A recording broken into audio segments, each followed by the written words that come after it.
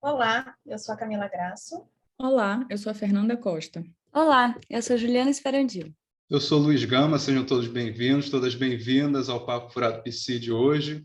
Continuando no tema do amor, hoje vamos falar do amor mais digno. Então roda a vinheta aí.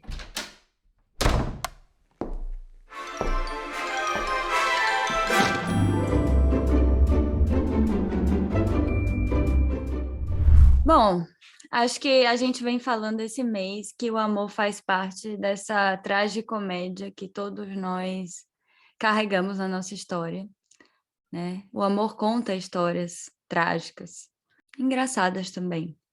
Mas a nossa forma de mudar com o amor, ela pode mudar com uma análise. E a gente coloca o pode porque a análise não garante nada a ninguém. Mas se a análise começa pelo amor de transferência, como a gente vinha falando na semana passada, a gente pode dizer que ela desemboca em um outro amor, que é o que Lacan vai chamar do amor mais digno, na nota italiana. É um momento que ele fala de um amor que surge no fim de análise, depois de toda essa falação que é o amor, né? Esse amor que sempre fala demais, que faz a gente falar em análise, que é demanda de amor, então por isso está na fala, né? Porque toda fala é demanda, toda demanda é demanda de amor.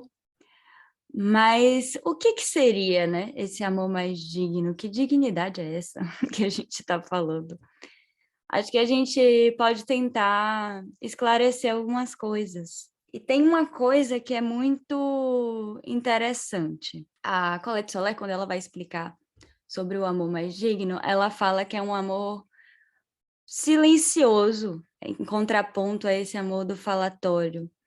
E que é um amor que vai responder da posição subjetiva desse sujeito, da relação que ele tem com a letra, com o sintoma, de um outro lugar, porque já se fez um atravessamento da fantasia. Então, esse amor mais digno, ele carrega algo aí desse dejeto real que só aparece no final de análise, que fala e modifica, né, o nosso lugar. É digno porque ele recusa a mentira. E a mentira é a mentira da fantasia. O amor é uma mentira quando ele é muito ligado à nossa fantasia, muito narcísico, e a gente fica vestindo o outro com a fantasia que é nossa. Mas ele perde esse estatuto da mentira?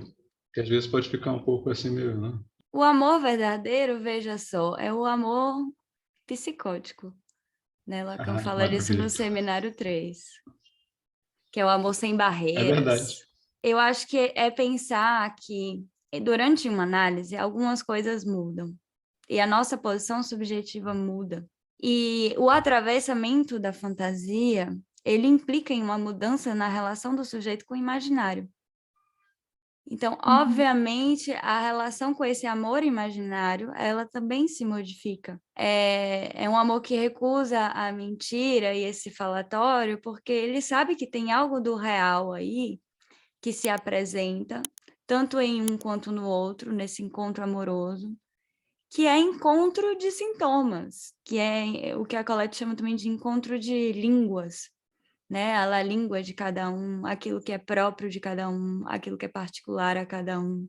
Não é mais aquele amor que tenta calar o diferente no outro, porque o outro tem que ser igualzinho a mim, isso vem do narcisismo, isso vem desse imaginário, né? Que a gente veio falando desde o primeiro episódio. Sim. Talvez, aqui agora, com as minhas palavras, eu diria que é um amor que dá espaço para a falta, que dá espaço para a diferença, que dá espaço para o encontro com o outro, de fato, né, assim, nesse encontro de sintomas que a gente pode pensar aí, mas sem que a gente idealize muito essa coisa do digno, né? A gente tem que tomar Essa cuidado diferença com isso. dessa queda do imaginário, digamos assim. Eu não sei se queda, entendeu, Luiz? Porque, veja, Lacan propõe esses 3 registros, que são os registros que aí tem uma certa, se sustenta uma certa organização, né, psíquica. A queda Eu do não acho excesso. que tem uma...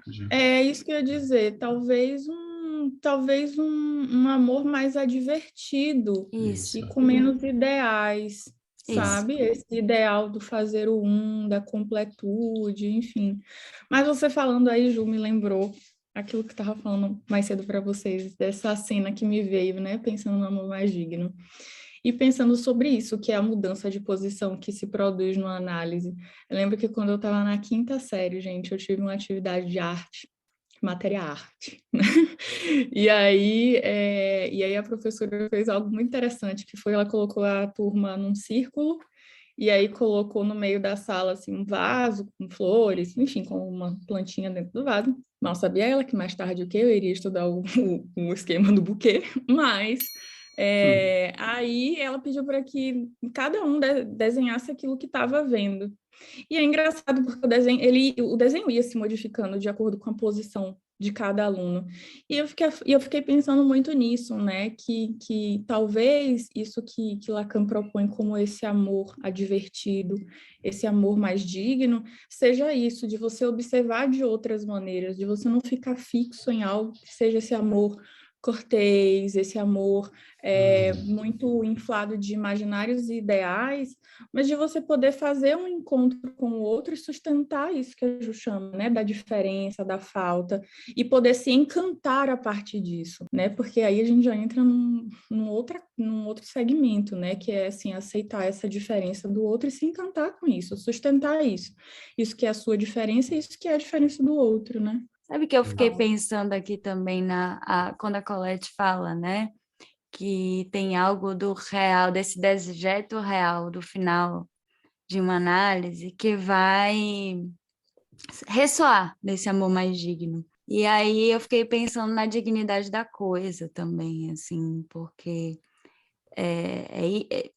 se o atravessamento da fantasia tem a ver, né, com se deparar enquanto dejeto, com se deparar de um outro lugar psíquico, assim, e poder reamarrar os registros, talvez. Porque quando a gente fala assim, há uma mudança em relação ao imaginário, claro que a gente não deixa de ter imaginário quando acaba uma análise, nem deixa de idealizar, mas a gente está advertido do que a gente está idealizando, a gente está advertido de que, na verdade, o ideal faz a gente sofrer muito, porque a gente cola naquilo, precisa que seja assim, precisa que o outro responda, e quanto mais apegada eu sou a esses ideais, e mais casinhas eu coloco ali que tem que, né, dar um xizinho, assim, para dizer, olha, ele tem isso, tem aquilo, tem não sei o quê, né? Mas a gente vai se afastando do que é possível, muitas vezes, né? E isso implica necessariamente na frustração de se deparar com um outro que não é perfeito, com um outro que não consegue ter o mesmo olhar que você sobre todas as coisas, que não consegue concordar com tudo que você diz, que não consegue lidar da mesma forma que você com várias coisas. E aceitar isso e construir uma relação em cima disso é realmente muito diferente de tentar moldar o outro para entrar nessas casinhas que você acha que ele precisa ser. Então, vocês estão falando aí, eu estou pensando aqui, que a gente escuta, né? Porque eu tenho notícias disso, né? Final de análise é um final de análise, enfim, que a gente aprende um saber fazer com isso. E que a gente transforma, talvez, né? Uma forma de transformar o sintoma, lidar com esse sintoma de uma outra forma, em sintoma.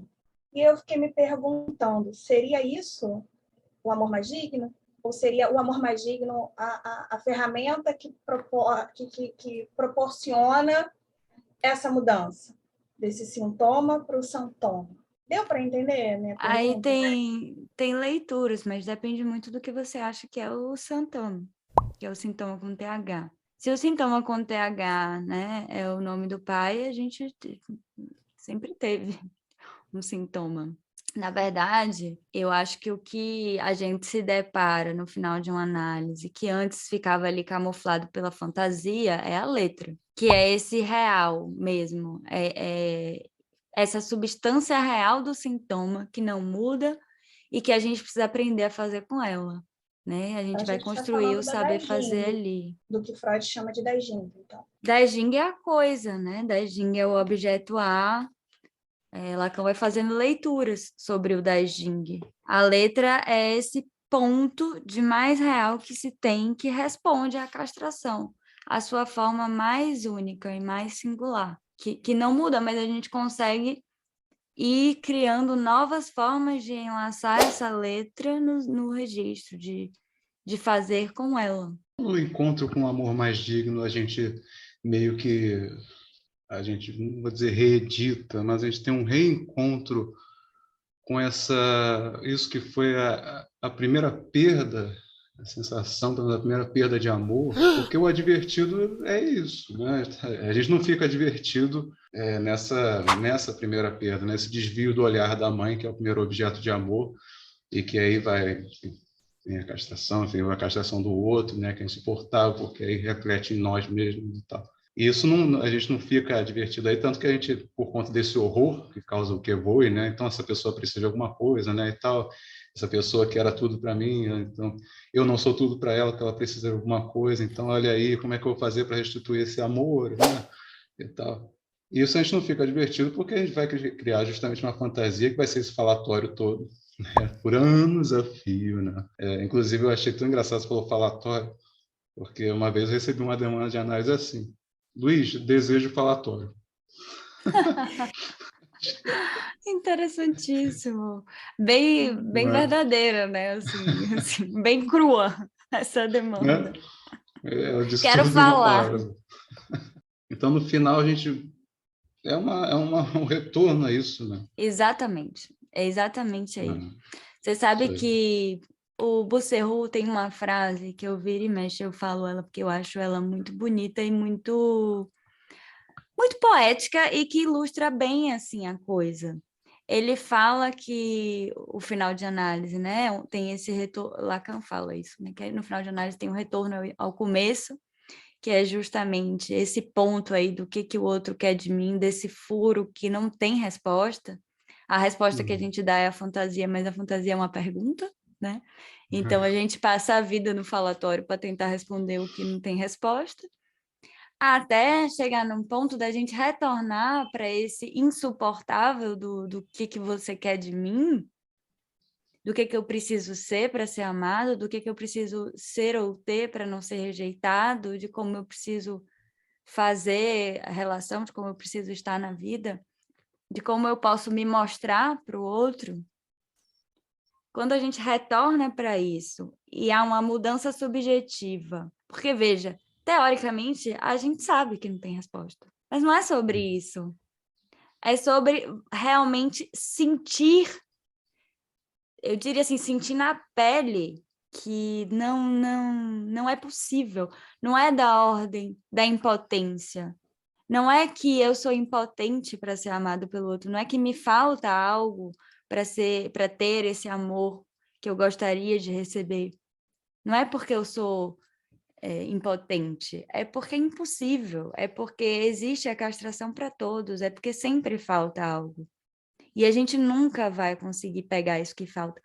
Mas falar, né, ficar no falatório, tudo bem, a gente tem um vislumbre, mas eu acho que é uma mudança que fala por si, é uma mudança de posição subjetiva no mundo, do lugar que eu ocupo no mundo, da forma como eu faço laço com as pessoas, da forma como eu me coloco na minha relação com meu companheiro, com minha companheira. E isso é muito bonito, assim, e incrível de pensar, né? Do quanto você vai ali no análise desfazendo alguns nós e costurando de novo e pensando ali como é que você consegue amarrar algumas coisas. Mas a frase do Busserru é que quando a gente atravessa a fantasia, né, nesse final de análise, a gente sai do cativeiro do grande outro. O cativeiro do outro é realmente isso, né? Essa prisão de ter que responder ao que foi. A prisão de estar o tempo inteiro se perguntando, mas o que o outro quer de mim para eu fazer? E aí, quando você sai desse cativeiro, o Lacan vai falar do desejo inédito que surge, é você poder desejar a partir de algo que é seu, sem precisar desse outro. O outro cai, né? A gente fala. Então, O esse é o que é? aspecto livre do amor mais digno, né? Essa fuga do cativeiro. No sentido de que você não fica mais tão preso. Porque veja, né? Você ficar preso a esse o que o outro quer que eu seja, o grande outro, também tem uma relação direta com essa relação imaginária do espelho, eu e o outro, né? Então, isso obviamente toca no ponto desse amor narcísico, nessas competições que a gente passa a vida. Não, mas o que ela tem que eu não tenho? Mas o que fez ali que eu não fiz? Por que sabe? Ah, é mais inteligente do que eu não consigo, aquela pessoa consegue. Sabe, essa coisa da comparação, desse sofrimento imaginário ali, isso perde gozo. Então, isso deixa de ser interessante, não se sustenta mais esse gozo do sentido. Isso é triste, né? Não, é libertador, né? Mas tem Mas o seu assim, momento inicialmente melancólico. é Tem um bem momento melancólico. melancólico, sim. Isso não se sustenta, eu acho, essa melancolia, né? Mas inicialmente é assim. Ele fala que depois da melancolia vem a satisfação. Sim. É um percurso, hein? É E chão. aí, isso tudo que vocês estão falando me levou à palavra do consentir. Consentir, de consentimento, né? De que essa castração está posta, de que não há relação sexual mesmo, e que não adianta eu querer porque o amor tem disso, né? O amor, não esse digno, é achar que o outro vai completar o que me falta, né? E que isso não vai existir. Nem eu vou ser para o outro, nem o outro vai ser isso para mim, né? E aí E é meio bizarro, né? Isso, né? Essa ideia, né? Fica uma figura meio Frankenstein daquele conto lá do mito do Aristófanes, né? Aquela coisa de um monte de braço, 4 braços, 4 pernas, não sei o que a Ju até falou no outro episódio. Isso é uma figura feia, né? Uma figura esquisita. Eu acho assim um pouco... Parece aqueles filmes de beijo dos anos 80, sabe? A figura é meio atrapalhada, né? Porque assim, a gente mete os É meio pés pelas atrapalhado. mãos para poder tentar fazer Mas o existir. neurótico é assim, não é? Exatamente. O neurótico não é assim? Claro, E aí eu acho tem. que ele sai desse lugar fixado, paralisado da neurose, da fantasia, para um lugar onde pode haver movimento. Né? E aí talvez consiga se colocar, né? Talvez aí surja um analista para se colocar num outro lugar, porque afinal de análise também não garante um analista. Não sei, né? Pensei aqui agora. Que é o desejo do analista. Posição, o desejo, isso, o desejo do analista. Porque aí é um movimento de mudança de posição, né? O sujeito não já está mais tão paralisado, fixado, como ele fica na neurose, na fantasia. Cativeiro é uma ótima palavra para definir isso. Agora, olha que interessante, eu fiquei pensando aqui, né, qual é o texto que Lacan fala sobre o amor mais digno, e fiquei pensando, né, num texto onde ele está se perguntando sobre a função de um analista de escola, enfim, né, sobre questões que na época ele discute ali com os analistas e tal, e aí fiquei pensando como isso está atrelado também a esse desejo do analista, né, porque... como a gente já falou aqui algumas vezes, né? Que bizarro que é um sujeito querer estar na posição de analista, mas ao passo que olha que curioso que é esse sujeito pagar com o seu corpo para que advenha, para que ele faça a aposta de que talvez advenha aí um desejo inédito. Fiquei muito me perguntando isso, né? O quão curioso é, né? Ele falar disso, de um amor mais digno e atrelar isso, de alguma maneira, a esse desejo do analista, sabe? Sim, sim. E é interessante também porque a gente pode dizer também que certamente a relação com a angústia muda no final de análise, e a angústia tende a ir embora, né?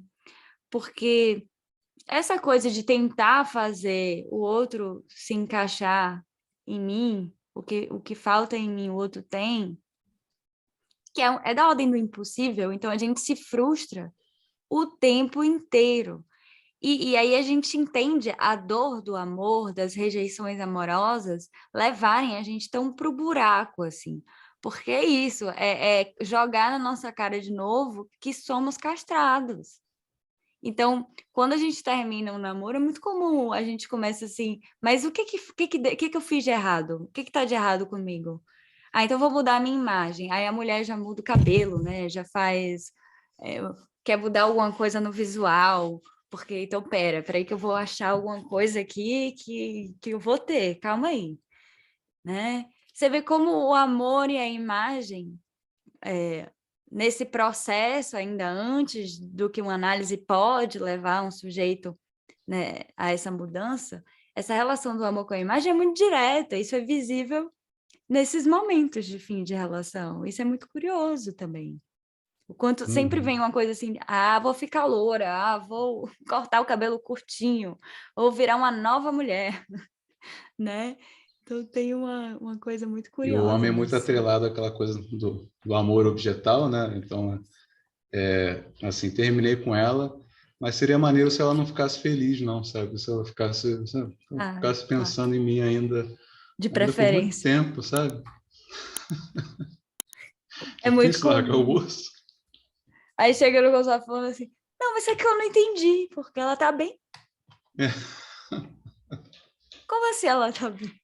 Mas aí Vivendo eu sem mim. fiquei aqui me perguntando, né? Vocês tocaram no assunto do homem, no término de um relacionamento. Por que as mulheres, então, sofrem mais de amor do que os homens, né? Sofrem diferente, né? São belezas diferentes. E Eu pensaria tristezas assim, e tragédias diferentes. Acham que é não sei se é diferente. Lacan dizia que é, né? eu acho que talvez são Lacan formas dizia, então diferentes. né? Quem sou eu para dizer que não? Mas veja que Com amor muito curioso. idealizado. Lacan diz exatamente isso, né? Que o amor das mulheres é um amor da erotomania. O que é um amor da erotomania? É um amor muito narcísico também, muito ligado a mim, né? Eu projeto no outro aquilo que está em mim. Então, obviamente, isso remete muito à imagem, né? Não é sem relação essas anedotas que a gente escuta na clínica. E do homem, como eu estava falando, né? A coisa do objeto, que Lacan fala, que o homem ama de outro lugar. São amores diferentes, sofrimentos diferentes, mas é muito curioso como isso também não é uma relação direta com a biologia, né? Precisamos colocar isso aqui também. Sim, sim. Sempre bom lembrar que quando a gente fala de homem e mulher, a gente está falando de posições, então a coisa é muito mais complexa do que um corpo, né, biologicamente, do que do órgão sexual que se tem entre as pernas ou não, ou sei lá o que a gente usa para dizer. Porque também gênero é muito mais complexo do que isso, né? Essa colocação me fez uma questão. Você disse que a questão do que Lacan diz, que a mulher é um amor erotomaníaco, que é um amor espelhado, né? Ama no outro que o outro tem, como eu tenho, por exemplo. Mas como seria isso? Pelo menos eu entendi isso. Se eu entendi errado, me corrijam. Mas a gente não busca no amor, o sujeito não busca no amor, no outro, aquilo que lhe falta. Como que é esse processo de buscar o que está espelhado? Entendeu? O ponto de interrogação que ficou na minha cabeça agora? É por isso que eu ia falar. Você falou aquilo que eu tenho, que eu busco no... Não tem, não. Eu busco... Eu entendi você falando que eu não isso. tenho. Poxa, Não. eu entendi você falando isso, que é um amor espelhado, narcísico. Se é narcísico e espelhado, Mas falta algo na imagem, né? Sempre algo que escapa. Tem algo que escapa na imagem. Acho que Lacan fala até isso no Estádio do Espelho, né? Sim. Tem algo ali que sempre... O esquema óptico fala bem disso, né? Uhum, uhum. Fez Luciano questão, Iria que falou, acho que... Voltando para o buquê invertido. Então, no final da análise, o que a gente vê é que a gente é só um vaso virado. Não é uma imagem tão bonitinha assim. Foram-se as flores. Exato. Olha, mas aí a gente decora o vaso como a gente quiser também, gente. Sobre isso. Mas É vejam isso que o como é Lacan fala curioso. muito, né? Se a gente for pensar no título do seminário, né? De um outro ao outro, né? Quando ele fala de um outro grande outro a um outro outrinho. Uhum. Essa relação se modifica, né? E é bonito a gente pensar isso, né? Bonito, mas, né, com várias vírgulas para que também não se torne algo de um imaginário, do tipo, Aí volta uau, para idealização. agora Que é que exatamente o eu vou contrário, o né? ser humano. Não é sobre isso, mas essa construção de laço, né? Como se modifica, como é possível olhar o outro de outra forma. Sem E outra sem coisa, esse ódio gigantesco, né? Do grande outro, mas um outro semelhante. sabe que isso é muito bonito, assim, da gente ver na clínica?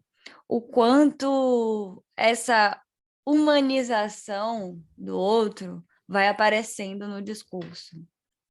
Porque, assim, no começo é muito tipo, nossa, mas olha o que ela falou, olha o que ela fez, isso é um absurdo, eu não consigo entender como é que minha mãe fez isso, meu pai fez aquilo, como é que isso, não sei o que lá.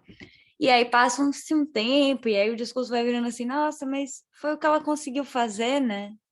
Ela também não estava bem, Isso é também tinha umas maravilhoso, né? questões dela, sabe? É muito curiosa esse É processo incrível. de ir deixando cair esses ideais para poder aparecer e humanizar esse outro.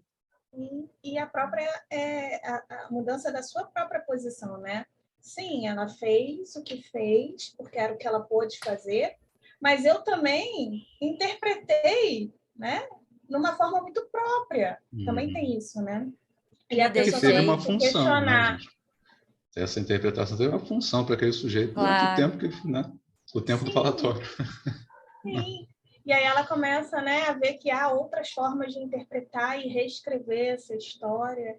Então é bem legal, é bem bacana, assim. Vocês Sim, sabem que mas outro dia isso... eu estava pensando numa coisa assim, naquilo que o Lacan fala do assinar o poema que se é, né? Ao final de análise.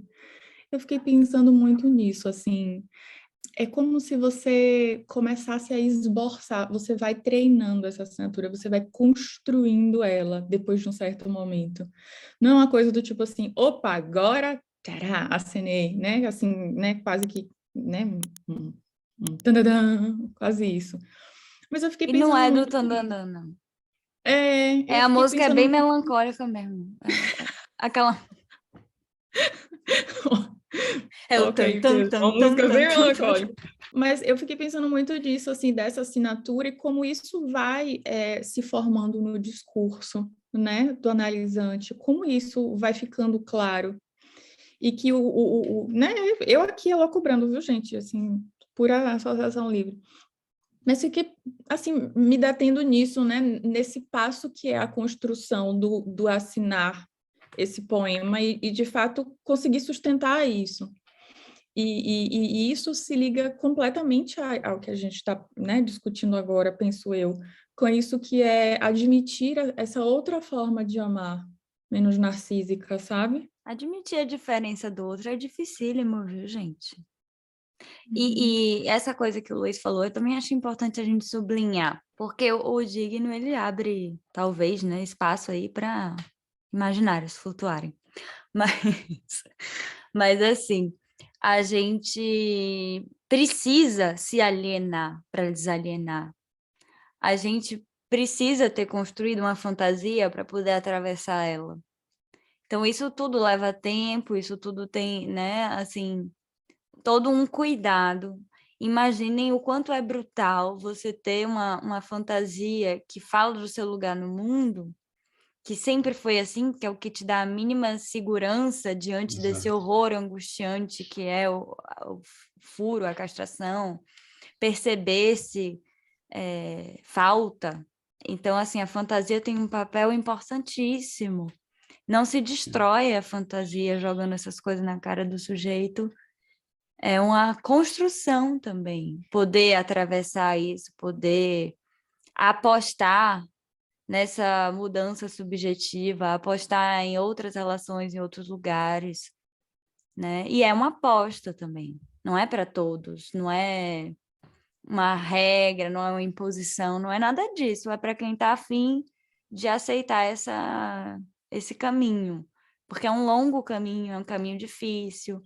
Várias vezes a gente tem que se deparar com vários fantasmas da nossa vida que a gente botou a vida inteira debaixo do tapete e não quer ver. E não quer ver porque não consegue ver. Não é simplesmente da ordem do...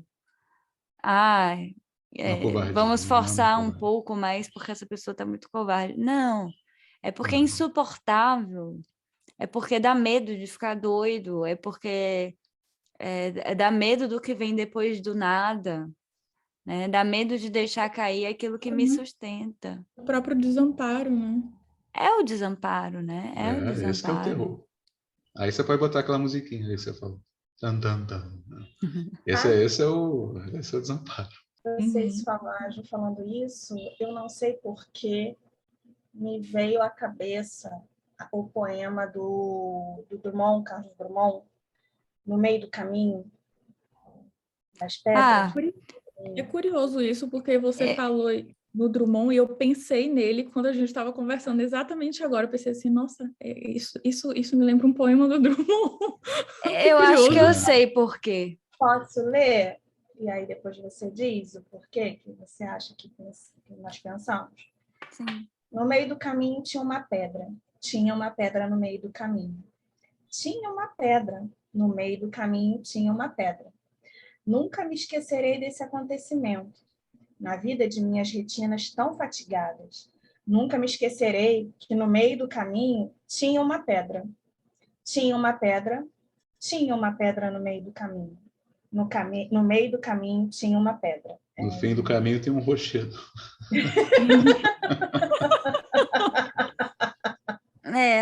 Exatamente. Se você for juntando pedrinha daqui, pedrinha dali, faz um rochedo, né? Mas eu tô falando que eu acho que eu sei da onde, porque talvez em algum cartel eu já tenha comentado, como a gente faz 300 mil cartéis juntos. Acho que talvez tenha vindo de lá uma vaga lembrança. Porque tem um livro do Millet, que eu gosto muito, que chama O Osso de uma Análise. E esse livro, ele faz uma intervenção em Salvador, se eu não me engano, inclusive. Né? Me é muito caro, minha cidade. Onde ele vai falar sobre o osso de uma análise e ele usa o poema de Drummond para poder ilustrar o que é esse osso da análise. É esse mesmo poema? É. Olha que interessante. Ele diz assim que ele acha que, pelo que ele entendeu do que foi passado para ele, né, deve ter chegado no Brasil e tido algumas trocas com alguns psicanalistas brasileiros. E aí ele fala, me apresentaram o poema de Drummond, então eu acho que a gente pode dizer também que o osso de uma análise é a pedra, né, de uma análise. Tá E todo aí mundo em ele sintonia cita o poema. Eu acho até que pode ser, Ju, assim, não vou dizer que não tenho ouvido você falar sobre isso no cartel, mas enquanto você estava falando, veio assim a imagem na cabeça, sabe, de que a análise é um percurso, é um caminho. E aí eu acho que a gente, quando começa uma análise, a gente está olhando muito para o chão, está olhando só para as pedras que tem no chão e tentando pular essas pedras. Né? E aí depois a gente começa a ver que a gente pode juntar essa pedra para construir alguma coisa. E se você levantar a cabeça, você vai ver que não tem só pedras, né? Que na margem direita, na margem esquerda existem flores, árvores, e você começa a enxergar outras coisas. Entendeu? Foi isso que, assim, foi essa imagem que me veio à cabeça quando aí eu pensei no poema. Interessante. Que faz a gente tropeçar tantas vezes ao longo do caminho. Quem nunca tropeçou numa pedra no meio do caminho? Né? Eu só ando olhando para o chão na rua, cara. Agora você me fez pensar nisso. É brincadeira de pisar no branco, ele pode pisar no preto. Ah, é. Já fiz muito. Ai, os obsessivos adoram, né? Umas brincadeiras dessas. Agora, olha que curioso, a imagem que veio para mim é a do poema que ele fala de que se nasce uma flor do asfalto. Porque a própria travessia da fantasia, eu acho que é algo muito delicado numa análise, né? Toca, assim, num ponto fundamental de desamparo. E aí me vem muito aí, lembrando do rochedo que o Luiz acabou de falar aí, é como se a gente, de fato, dar um passo e se jogar no precipício, mas em determinado momento você descobre que talvez você não esteja caindo, você esteja voando. E me veio muito essa ideia, assim, né, do nascer a flor do asfalto, daquilo que de fato você acha que talvez seja o de mais horrível, né, Isso. aterrorizante, você descobre uma outra possibilidade, sabe, assim, de vivenciar aquilo. Já que Seria a a flor gente... do asfalto o amor mais digno, então, né? Poderia ser uma boa metáfora. Eu acho engraçado que a gente... Engraçado não, assim, acho ilustrativo até, que a gente termine o episódio do Amor Mais Digno falando de poema, né? Porque tem tudo a ver com poema. E aí eu sempre gosto de citar o poema de Mia Couto, que ele fala que a viagem só conta pelo poema que nos veste. Eu acho que isso fecha, assim, bem a coisa da letra, do Amor Mais Digno, do que é essa construção em análise, do porquê que dá tanto trabalho, né, gente? Uhum. E que é uma aposta, né? Que tem que ser bancada dos dois lados, do analista e do analisando. Então, assim, eu acho que a gente pode ficar por aqui, porque isso está me causando algumas coisas que eu preciso levar para minha análise. Catei várias pedrinhas aqui hoje. Enfim, acho que mais uma vez, eu falo isso algumas vezes, mais uma vez funcionou para mim, assim, realmente como um cartel, né? Porque vai fazendo pensar e repensar e relançar algumas questões, né? Então, gente, se vocês quiserem continuar apostando na psicanálise, apostando com a gente aqui nesse amor, curta a nossa página, curta o vídeo, comente o que vocês estão achando, nos acompanhem no Instagram, no Twitter, no Spotify, no YouTube. E aí a gente se vê na próxima semana falando mais um pouquinho sobre amor.